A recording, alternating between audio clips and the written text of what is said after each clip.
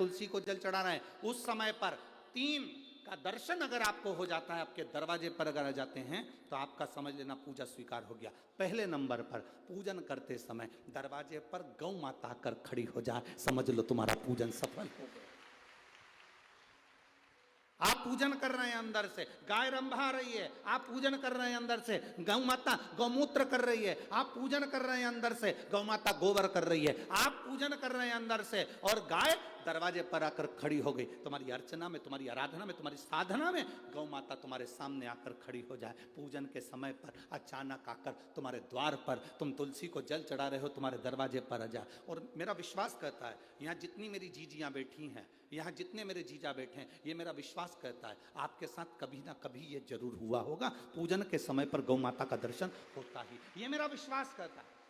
और ये कब होता है? जिस दिन आपका चित्त, मन, वृत्ति भगवान में रमी हो। चाहे तुम राम जपो, हनुमान जपो, शिव जपो, तुम्हारी मर्जी पड़े वो जपो। तुम देवी की भी पूजन कर रहे हो, किसी की देवता की पूजन कर रहे हो, कुल देवता की पूजन कर रहे हो, दिल से कर रहे हो, तो ये 3 का अगर दर्शन हो जाए तो कार्य सफल है। पहला, जम के बोलो, गौ माता।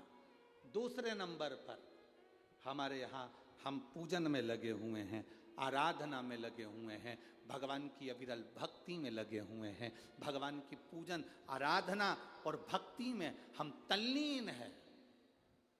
और दूसरे नंबर पर उस पूजन करते समय पर तुम्हारे घर की बहन बेटी तुम्हारे दरवाजे पर आ जाए तो समझ लो पूजन सफल हुआ है।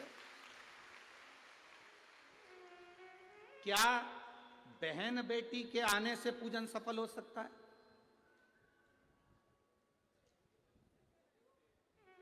कहां लिखा हुआ है महाराज जी? आप इतनी बड़ी बड़ी बातें कहते हो। पूछने वाले पूछ सकते हैं, कहने वाले कह सकते हैं, आपने कैसे कह दिया कि बहन बेटी के आने से सफल हो जाता कार्य? तो आप उठाओ, हिमालय राज का बेटा बाणासुर से दोस्ती कर लेता, माता पार्वती का भाई बाणासुर से दोस्ती कर लेता है, और दोस्ती कर लेता है तो उसके चुंगल में फंस जाता है, बाणासुर के चुंगल में भाई संकट में आ जाता है। आज हिमालय राज और मैनावती दोनों बैठकर भगवान की आराधना कर रहे थे, इतने में पार्वती का आगमन हो जाता है। पार्वती ने आते से ही देखा, पिताजी आप आराधना कर रहे हो, पूजन कर रहे हो, किस लिए, क्यों? मैनावती ने कहा तेरा भाई संकट में घिरा हुआ है। पार्वती ने कहा क्यों चिंता करते हो, क्यों चिंता करते हो? पिताजी मैं आई हूं ना, चिंता मिटा दूंगी, चिंता मिटा दूंगी, आप चिंता ना करें। क्या हुआ? बाणासुर तेरे भाई को कष्ट दे रहा। बेटी पार्वती ने संकल्प ले लिया, उस बाणासुर का अंत मैं करूंगी। ना भगवान ब्रह्मा बाणासुर को मार सके, ना भगवान कृष्ण बाणासुर को मार सके। बाणासुर की कन्या भगवान कृष्ण के पास में, वहां उनके पौत्र के पास में गई, भगवान कृष्ण का युद्ध बाणासुर के साथ हुआ, 1000 भुजा, तो बाणासुर को भगवान कृष्ण नहीं मार सके। बाणासुर को न नारायण मार सके, न ब्रह्मा मार सके, बाणासुर को न शंकर मार सके, क्योंकि शिव ने तो वर दिया था। बाणासुर को केवल मारा है तो माता पार्वती अर्ध कुंवारी बनकर संहार कर कर चली जाती। कोई तुमसे पूछे कि सियोर वाले महाराज ने कहा कि बहन बेटी के पूजन करते समय अगर बहन बेटी आ जाती है, पूजन करते समय हमारे घर की बहन बेटी, तुम्हारे कुल की बहन बेटी, तुम्हारे घर की बहन बेटी तुम्हारे दरवाजे पर आ गई, भले तुम उसको कुछ दो मत दो, पर बहन बेटी अगर तुम्हारे पूजन के समय पर तुम्हारे क्यों आप लोगों के ऐसा नियम है कि नहीं हमको नहीं मालूम। हमारे यहाँ तो ऐसा नियम है कि जब भी घर में कोई बड़ा आयोजन होता है, शादी होती है, फंक्शन होता है, कोई उद्यापन होता है, कोई चीज़ बड़ी करते हैं, तो सबसे पहले फ़ोन बहन बेटी को लगाते हैं कि हमारी बहन हमारे यहाँ आए, हमारी बेटियाँ, हमारी नंदे हमारे यहाँ आए, हमारी बुआ हमारे यहाँ आए। अब पूछोगे गुरुजी ये प्रसंग बहन बेटी को बुलाने का तो भगवान कृष्ण के यहां से चालू हुआ।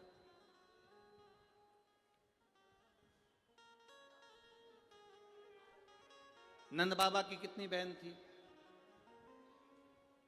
2, नंदा सुनंदा। नंद बाबा की 2 बहन थी। एक बहन को मालूम पड़ा कि यशोदा जी को संतान होने वाली है, तो एक ने दूसरी से कहा भाभी को संतान होने वाली है, तू कब जाएगी? बहनों में बड़ा प्रेम रहता है, मायके जाने से पहले फोन पे बात कर लेती, तू कितनी तारीख को जाएगी? वो बोलती है कि मैं इतनी तारीख, तो मैं थोड़ा सा बाद में आ जाऊंगी, तू चली जाना फिर मैं आ जाऊंगी। ओ अब भाभी को कोई नहीं है संभालने वाला, तो जापा तो अपने को ही संभालना पड़ेगा, डिलीवरी तो अपने को ही देखना पड़ेगी। एक काम कर, 15 दिन पहले तू संभाल लेना, 15 दिन बाद मैं संभाल लूंगी। हाँ ठीक है। नंदा सुनंदा दोनों ने आपस में बात कर ली कि भाभी को संतान हो तो तू चल। तो आ गई नंदा, नंद बाबा की बहन नंदा आकर घर में रहने लगी, और भाभी को जब जापा हुआ तो सबसे पहले नंदा भगवान को हाथ जोड़कर कहती है, बाबा ऐसी कृपा करना, ए बाबा ऐसी कृपा करना, मेरे भैया की यहाँ 60 साल के बाद तो औलाद हो रही है, तो ऐसी कृपा करना कि उनके घर में लड़का हो जाए। और नंदा हाथ जोड़ती जोड़ती जोड़ती जोड़ती यशोदा जी के कक्ष में गई, और जो कक्ष में गई जाकर जो दर्शन करा तो लाला का दर्शन था। नंदा खुश हो गई, थाली उठाकर बजाने लगी कलदार से, और एक थाली को उठाकर उस नंदा ने बजाया, थाली को उठाकर। कांसे की थाली, पीतल की थाली, तांबे की थाली, जिसके घर में बजती थी उसके घर में शुभ संदेश आता था। आज के जमाने में स्टील बजता है।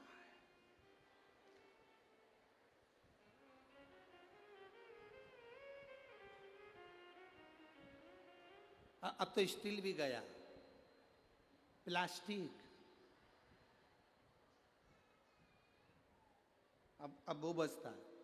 जिसके घर में तांबे की थाली, पीतल की थाली, कांसे की थाली, इसलिए मंदिर में आप लोग, हम लोग तो क्या है कहें, आप लोग मंदिर जाते होगे तो मंदिर में जो घंटाल बंदे रहते हैं वो तांबा, पीतल और उस कांसे के बंदे रहते हैं, उसको लकड़ी से बजाते हैं।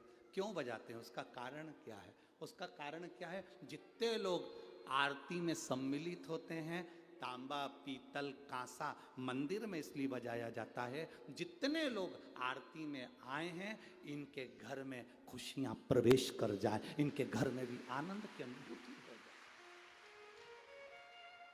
अब आजकल के ज़माने में तांबा, पीतल, कांसा बजाते नहीं हैं। आज के ज़माने में तो जरा सी देर में बस बच्चा हुआ है, सूचना मिल गई, बैंड बाजा बजवा दो, ढोल नगाड़े बजवा। नंदा ने थाली बजाई थी और फिर आवाज आई थी, नंद घर आनंद, नंद घर आनंद भयो। फिर आवाज आई,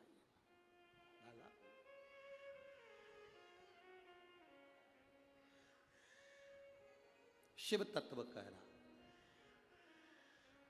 पूजन करते समय, भजन करते समय, स्मरण करते समय, आराधना करते समय, भगवान को भजन करते समय, तुलसी को जल चढ़ाते समय, अगर ये 3 का आना तुम्हारे दरवाजे पर हो जाए, समझ लो तुम्हारा पूजन